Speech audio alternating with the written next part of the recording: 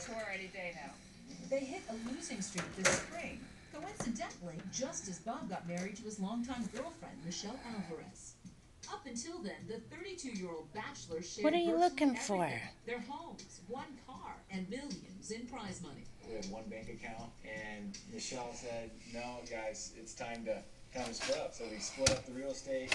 It was like a monopoly deal. Oh, they got like a divorce. We're kind of bickering over a couple grand here and there. The brothers reunited on the circuit to rekindle that twin synergy.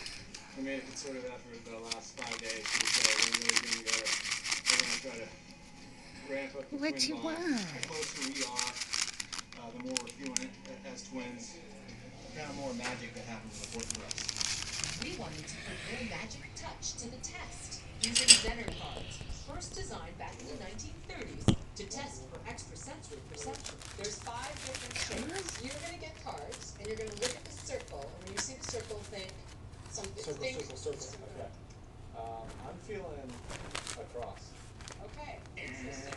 Don't tell me. Okay, go ahead. Give me that one. Yeah, I don't know why, but I'm feeling like it's a triangle. Okay, interesting. Square.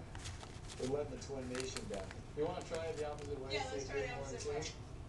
How about triangle? Interesting. Okay. 1 for 1. Wait. Solid. 100% triangle.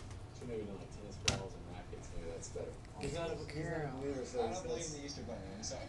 Bob got just 1 out of 6 correct. Mike was equally unclairvoyant. And yet their coach, Dave McPherson, says he's noticed strange things that happen. A lot of people believe in like this twin telepathy. Have you ever seen